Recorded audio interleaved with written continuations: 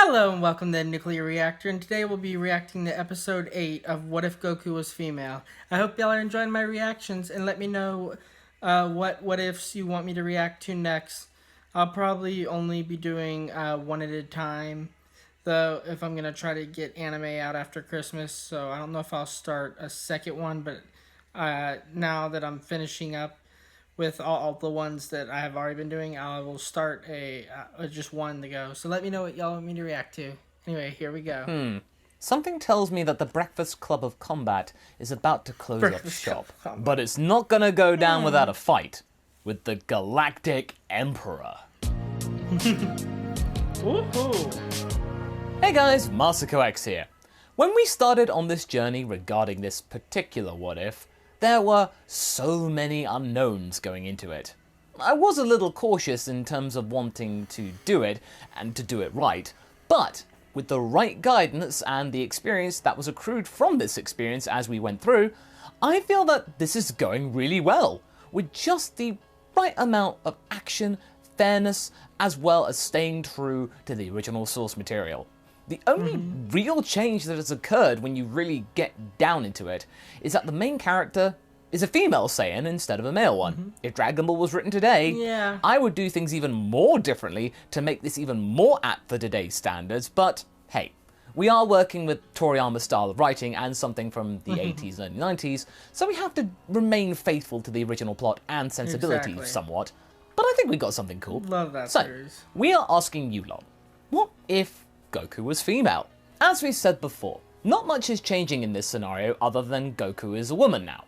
In the world of the Dragon Ball Earth and the culture of the 80s and 90s, it has meant that Goku has now been more privy to socializing and a closer friendship with Bulma in particular, simply because Goku is a girl, and was surrounded by more girl-orientated things. But that being said, she is still a Saiyan, and Saiyans aren't known for liking makeup and the like, traditionally. Goku still wanted to train, and get strong as well, as practice martial arts too, just like Grandpa Gohan had taught her. Gender identity didn't really play a role in her childhood until Bulma came along, so it's not going to fully stick as much as you think. But as a result of the added time with the heiress to Capsule Corp, Goku's social skills and understanding of the world around her and Earth life became much more developed than the original version of the character. Exactly, and that's why I like this, because I just felt like Goku kind of gave up on his friends when there wasn't a fight, which he kind of did, to be honest, but I just like it better this way, you know? How Goku actually socializes and stuff, although I know a lot of people don't like that. Much more. Despite this though, the revelation of her Saiyan heritage has meant that things are starting to fall apart for the friendships that she had formed, just simply for the fact that she's not from Earth, and things may never be the same. Especially after Namek, if there is indeed an after to be had. In the last part, things were looking bad with the Ginyu Force bearing down on our group before Dende could make the final wish. However, something came into play that greatly took the edge off for our club. Porunga could only accept wishes in Namekian. And since nobody other than Namekians could understand the language, Dende could hoodwink the Ginyu Force into thinking that he had wished for immortality for their benefactor, Frieza. But he hadn't. Instead, he had wished for the Ginyu Force to go home, and Frieza believed that they were successful. He assumed that his trustworthy band of mercs had done it. After that, Goku planned to face the Emperor alone. But he was met with resistance, as well as a poll. Now, I asked you out there to decide what happens next, and with a resounding 67% of the vote, over 2/3, you elected for the club to face Frieza together one more time, possibly ever, instead of Goku going it alone, or Frieza just simply taking the easy way out and blowing up Namek just to show off his immortality powers. Also, I thought I'd got a little bit of a surprise for you, for anyone who enjoys these particular series of videos. I have now got a Breakfast Club of Combat t-shirt that has just gone live at masako.cc/store, so if you want to get it, go to masako.cc/store, and here's a 10% off discount code. Just put subs in the checkout and you get 10% off your total order. Anyway, let's get back to it. Cool. With Goku training outside alone, the gang are looking very apprehensive. Their friend was isolating herself deliberately, and she had basically told them to stay out of her way in the nicest way possible. Is this what Saiyans are actually like? Are they losing their friend for good? Well, it's best not to think about this for right now, because Frieza is honestly the bigger priority. So Krillin decides to walk up to Goku and do some high-level training. Are you sure that's wise, Krillin? Won't Frieza detect us or something? Let him come! We're ready for him! They both fist bump and begin to train, harder than ever before, harder than even on the ship. A little too hard. Both of them power up to times 20 Kaioken, and the powers are ridiculous. They are getting very into it. So into it, in fact, that Frieza's scouter does indeed pick it up, and then shatters into many pieces. What the? What was that? It can't be the Ginyu Force, they just left. What's going on? Oh, it's those Earthlings. I almost forgot about them. Well, let's try out this new immortality on them and wear them down to within an inch of their pathetic lives. It's been a long time since I got up close and personal with the common folk. Chi-Chi, Yamcha and Tenshinhan are watching in shock at the powers which are greater than Frieza's. Both of them are. But speaking of Frieza, Tenshinhan then senses a power coming towards them that's actually Frieza. Slowly doing so, but approaching them nonetheless. Guys, cut this out! Frieza's coming! Goku is distracted, and Krillin gets a hit with a ki blast to the chest, and it goes straight through Goku's torso, leaving the little guy horrified. Everybody is, including Dende, but he's on it. Before Goku even registers what's going on, Dende is above her and healing her. Much like what Josuke does to his mum in the first episode of Diamond is Unbreakable, that kind of thing. Krillin is quivering with horror at what he had just done. He had almost offed his potential date. Well, maybe no date after this, perhaps. Goku, I'm so sorry! Please forgive me! Goku gets up, feeling fine. Don't worry about it, pal. I feel fine. It was my fault for getting distracted. Huh? Goku gets up and feels more powerful than ever. She jumps at her normal rate, and she actually ends up flying thousands of feet before smashing back into the earth. I feel stronger than ever. Krillin starts to think why this could be, and then back to their training in the ship. Yeah, after our training sessions, Goku almost always felt stronger to go up against. Much more so than I. If we were both human, our progression should have been similar. Maybe this has something to do with your Saiyan nature.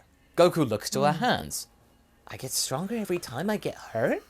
Dende points out. And recover. You don't get stronger probably if you pass on, though. Goku laughs and gets up feeling invigorated. Bring it on, Frieza. Soon enough, the gang of 5 are ready as Frieza arrives, surprised to see these clowns ready for him. Good, good. You lot are braver than I gave you credit for.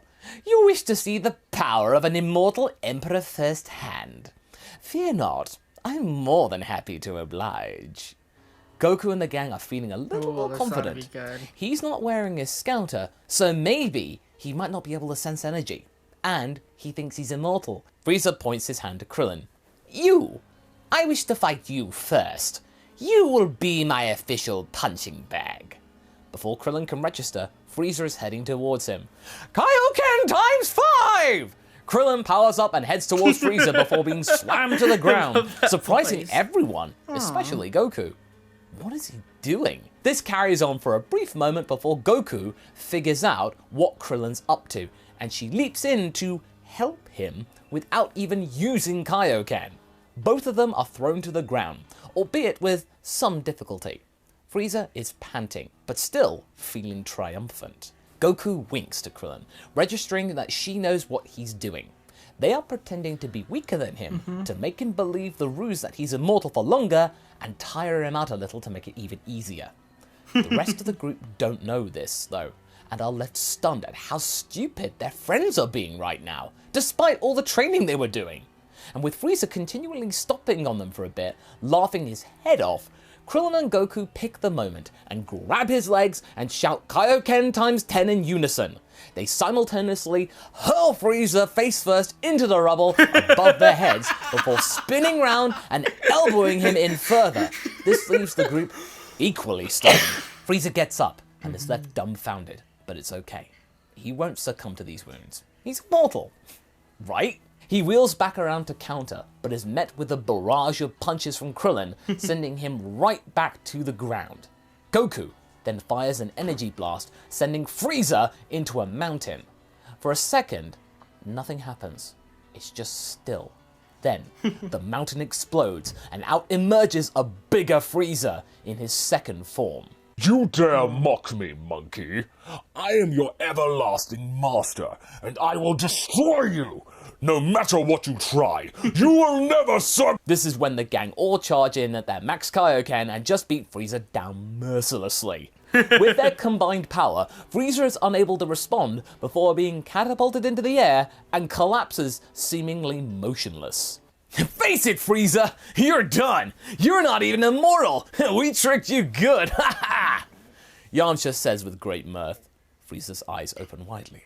What? What did you say? Goku and Krillin wheel around across to Yamcha, who is looking scared. You dummy, Yamcha! You tricked me. You tricked me! Lord Frieza! That's it! You will all suffer! Frieza screams to the heavens, and he skips the third form altogether that we know of, and goes straight to his final form. Sleek and agile, this Frieza is absolutely livid. His eyes are wide with fury, and veins are all over his visage.